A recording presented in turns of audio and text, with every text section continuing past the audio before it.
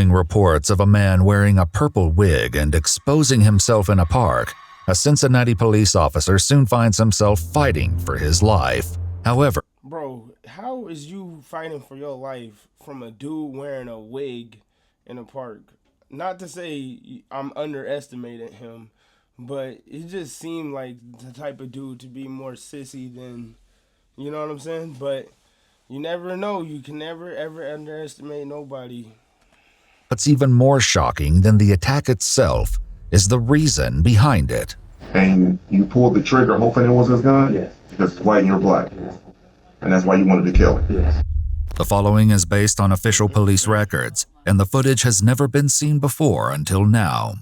On July 23, 2023, at 7:07 a.m., the police department in Cincinnati... Bro, this dude don't even know that he's about to get way more time just because it's also a hate crime for him being white. Like, he is so stupid to be inside that interrogation room with a full gray beard and still having that blue wig on. Like, what is wrong with this dude, man? People out here be so crazy and so unpredictable that it's just gotta be alone was out contacted here. by a distressed man at the Sawyer Point pickleball courts. Cincinnati 911. There's a guy here. I don't know what his deal is, but he's got a purple wig on, a red Hollister hoodie. He's following me. He's standing and staring at me. I think he's trying to pull out his and we keep trying to leave, and he keeps trying to chase us. Cops are coming, dude. Get back. See, look, this dude is a grown man, too, right? Like, I'm not saying that this dude... forget what I was about to say. He is a grown man. If he say another grown man is chasing him in the park, trying to pull out his thing, he should have already recommended this dude way before the police had to get called and all of this. Because let's say if you at the park, you got kids there. Even if it's not kids there, it could be kids there because you at a park. You should have went and took matters into your own hands instead of trying to keep running away from the dude. Because you are a grown man. Why are you running away from another grown man? I can't leave. Like, he's standing here. He won't let us leave. We're cornered in a corner. We need someone. We're cornered in a corner. You're letting a grown man with titties and a wig on corner you into a corner inside this big ass park, bro. For real? Come on, bro. Be real. Like, some people just need another man with a badge on to come save them. Until that badge don't save any others either. He's literally coming. Now he's running. He's just literally standing there staring at us. And if I move to the left, he moves to the left. If I move to the right, he moves to the right. Dispatch informs the caller that an officer, Terry McGuffey, is on his way. Oh, here he is. Here he is. The officer is going down to talk to the guy. What's going on? That girl, she was like 34 years old. We used to hit her when I patted her. Nah, it was like some physical symbolism. So I stepped behind him. Nah, I kept moving. I moved left here and right now. So he kept moving to the left. Like he was trying to flex on me. I moved forward to me. Trying to punk me out. So trying to punk you out? Yeah. So I did it back to him. Okay. With a grenade. He seems like he's out of. You know what I'm saying? Like he seemed like he rode the short yellow bus with the helmet and stuff. So it kind of starts to make a little sense right now. So it's kind of like a cautious situation for the police too. But as you've been a police officer, you still got to be on 10 because it be the ones like this that be the, you know what I'm saying, most dangerous. So, he seemed like he's slow though. So I don't want to go in on it like that, but, or he got laced or whatever. But I angled him out. So that girl, she laughed at him. She got patted if I do anything about it. The 911 caller can be seen in the background, finally making an escape now that an officer has arrived. However, bro, you see how far they are inside of this park? You see how far in the corner they is? Multiple people, a whole group of grown-ups walking from the corner. Bro, y'all is more than 2 football fields away from each other, and you saying that this dude is trapping you. People need to mind their business because they don't know what this dude got going on in his life and his brain. You know what I'm saying? And they probably putting this officer life at danger just by, you know, making him get harassed. Of course, y'all feeling like y'all getting harassed, but y'all do something to him then. But if y'all ain't about to do nothing, then shut up. Like, for real, because the way he sound and the way y'all distance is, he ain't putting your hands on you. He could be flashing you or whatever. Bro, he's somebody that's crazy. If y'all don't see it out there, oh well. Y'all see it on the news every day. Grow While up. things are currently cordial, they're about to take a devastating turn. What's your name? Brandon. Brandon what? Brandon D. Kidborn. What is it? Brandon D. Kidborn. Okay.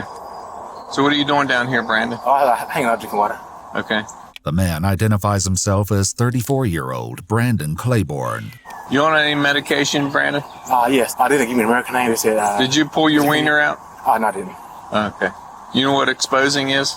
Oh, yeah. See, look, the officer, he's already peeped that he may be a old grown man, which he is, 34, and has a still 7 to 8, 10, 9, 12, 13, 14-year-old mindset and a whole mental capacity of a 13 to 12-year-old. You know what I'm saying? So the fact that the regular civilians that's out here walking and seeing him is tripping on him like this is kind of sad, but you know, it's all about where you from for real. Because out here in Oakland, San Francisco, Hayward, San Leandro, Richmond, you're going to see people like him all over the place. And if the police pull up, they is definitely not finna harass him. But in different places, different strokes for different folks. I need new underwear. I need my money for it, so I can new boxers. Did you do that? Oh, no, I didn't. Oh, yes, I did, because I felt like it. You said you did. Because I felt like it.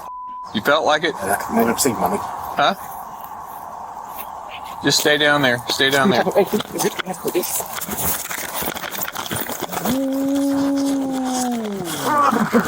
See, look, and the reason why this has escalated to where the police is getting ambushed, like he aggressively been able to swing on him and get on the police is because if you a person of first responder, as soon as you see somebody that has a mental capacity of a child, you instantly put your guard up, you drop your guard. And you see him already as a female too, because you see how he going, you know what I'm saying? So you already taking your guard down a little bit more.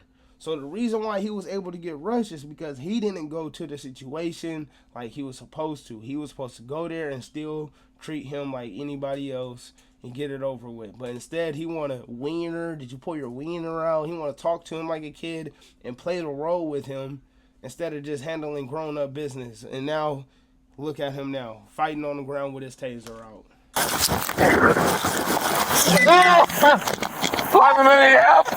Though Officer McGuffey doesn't know it, he said, I need help. See, his desperate plea for help goes unheard as he's unable to reach his radio. So he's screaming to the same people that called the police, basically, because he can't even reach the radio to ask for help. And this is another reason why we need to stop having these old men and women out here on the field trying to protect and serve because of these instances like this. Lack of cardio, lack of strength. They're not in the gym no more. Once they get past 35, 40, they done with the gym stuff every day, twice a week. You know what I'm saying? So you got to understand, like, when you starting to get up in age, you probably need to start looking for a different job, and the police needs to start hiring younger people because dude over here asking civilians that called the police for help.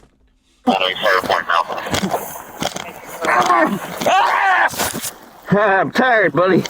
During the chaos, What did I just say? Bro, they've been fighting for literally 30 seconds, 45 seconds. And he's already saying, bro, I'm tired, buddy.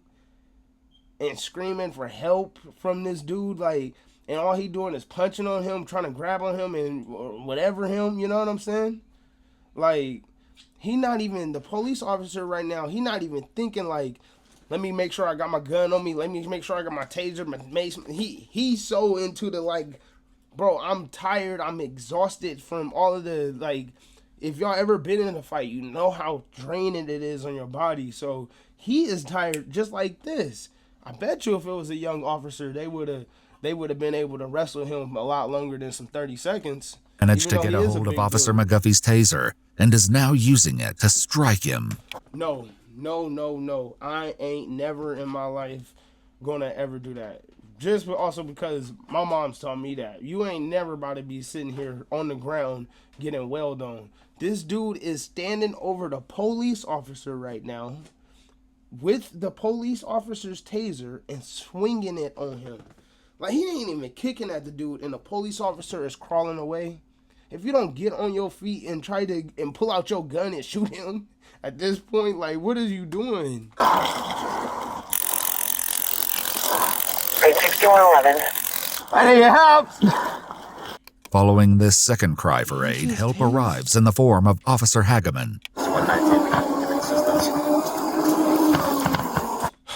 This is, oh my God, this is just getting worse and worse. Now we getting a police officer pulling up on a Segway. You can't get more lazy than this. So now you got an officer pulling up on a Segway to come help an officer that's on the ground getting shot at with his own taser. Come on, bro. You can't make this up. Okay. Pull out the taser now. Do it. Get on the ground. Get on the ground. Do it now. Get on the ground. Get on the ground. Put your hands behind your back. Do it now. Don't you move. 6119, expedite an ambulance to my location. Now you see what I was talking about? He didn't even have to even play no games with the dude like oh, did you do this? He don't even want to know what happened, right? He just see the situation with the officer and him, and he's like, hey, assertive instantly. And what did the dude do? He instantly got on the ground. Why? Because he's still a kid in the mind.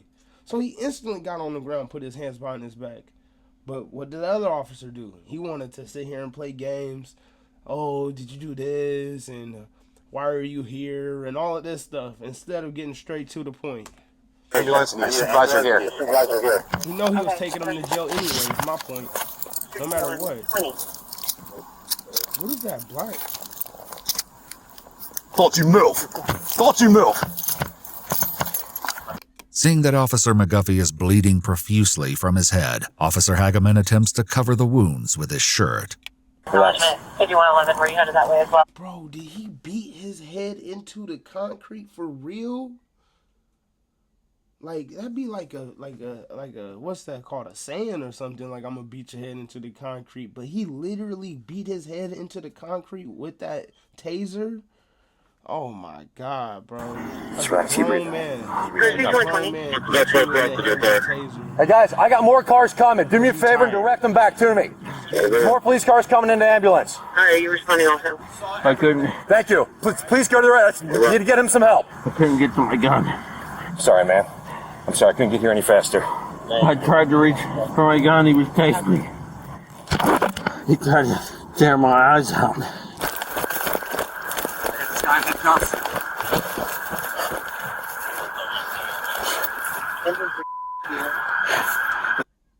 No way. No way. He said he tried to tear my eyes out. Oh my God. This got me sick. This man really tried to probably thumb or really rip this man's eyes out of his sockets, bro. This bleeding from his head is worse. And then if he tried to grab his gun, he would get tased. Oh my God. I can't say that it's like the people that's in the park is a good people for calling the police because dude was a menace to society, because I don't know, because the officer didn't do, he should have been more aggressive from the beginning. And Jesus Christ, man. You stay there. Crazy. Kept hitting me in the back of the head with something. Your baton, buddy. What did he hit him with? Tased me numerous times. Tased him numerous times. I tried to get away from him. I couldn't. My tongue was all swollen. Though Officer McGuffey is conscious and responding, his injuries don't look good. He's still bleeding from wounds to the back of his head, and both of his eyes are swollen shut. This guy assaulted the hell out of him. He hit him with a... Where's that stick at? He's at the pond right there. You want to pick him up and throw him in one of 33 our cars and run him up? Bro, this man he unarmed this man completely in a matter of seconds and beat this man in the middle of the park. Imagine how you gotta feel to be the person that called the police on him and watching the police officer get done like that. Jesus Christ. Just need that ambulance here. Let's get this mother out of here. Get up. While Brandon is once again searched, paramedics have finally arrived at the scene. What? Get in the car. Breathe. You got smashed pretty good. Put this on here and remove it. Well, let's see what we got. Let's take a look. Okay. All right. She's split a little bit. She's got any deformity. He just kept hitting me. Okay. You're conscious. You know who you are, where you are, and all that kind of stuff, Yes, right? sir. Yes, sir. Okay, good. He's been talking with me the whole time. All right, good. Someone grab the middle. Get out of the way. Gun. Baton. Flashlight. This is the guy from last night. Yes. Yes, it is. With the purple hair they were talking about. Yes. Didn't get to his gun in time. He said he was on top of him. He said the guy. So y'all heard a call from this dude last night with purple hair. You know what I think? They got the call from the dude with purple hair last night, seeing that the dude with the purple hair was slow and all of the rest of the stuff and just brushed it off. And then what happened is probably one of the same responding officers that went to the call last night already knew, and this is why he got so comfortable to let his guard down, because getting your whole utility belt stripped off of you, bro, for real, and used on you. I did hit him in the head, tried to gouge his eyes, tased him several times, and was him with his baton. As Officer McGuffey is transported to the hospital, Brandon Claiborne is taken in for questioning. All right, take a seat right there. Yeah. Take a seat in the chair. It's here that Brandon will reveal the motivations behind the callous attack, but not before officers realize that understanding Brandon will prove to be a challenge. And then y'all see that? Look, let me take it back for y'all one time. Look, he had... It's here that Brandon will reveal the motivations behind the callous attack, but not before officers... Right here, at this moment, the officer should have pulled out the taser, shot him with it instantly, right? Because he pulling up his pants already mean he's on go. That don't mean that he's about to just adjust his clothing. That mean he's about to start swinging and taking off on you. So what the officer should have did, knowing that he is up in age, he should have instantly pulled out the taser and shot him, because 2 quick jabs that this dude is about to throw, he missed 2 jabs and he doesn't back up in time. How? Realize that understanding Brandon will prove to be a challenge in itself. You alright? I guess. You guess? I guess. Okay. Have you ever been here? After that nigga, I'm a competition nigga. See, the judge was a couple of. What? My lawyer said she does. Say it again? I just said, Lord, my. Oh. That was for me? Yes. Anyone that you no one's answering either number. Okay. Claiborne.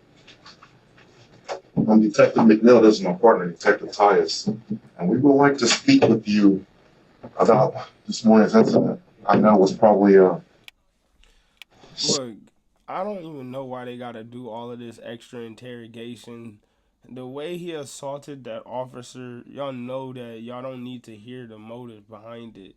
But all of this motive behind it is just to build a better case to get him more time. and that completely If he don't get unexpected. us insanity plea But out we'd of like to this. talk with you about that. All right. He has read his rights and agrees to speak. Brandon begins by explaining that while at Sawyer Point, he got into a fight and was chasing someone.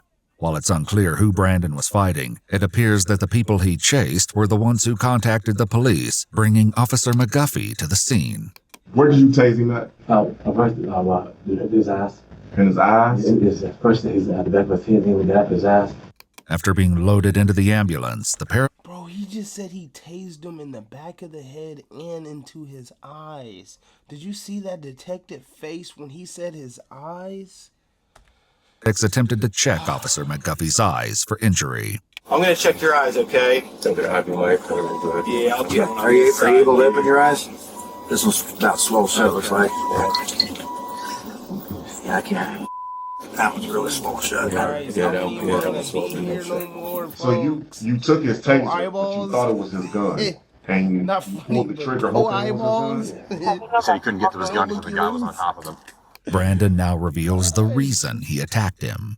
Why did you hope that? I don't want to kill him. Why? He's money. Because what? He's white. Because he's white and what else? He's money. When he started giving out, he his taser out. Okay.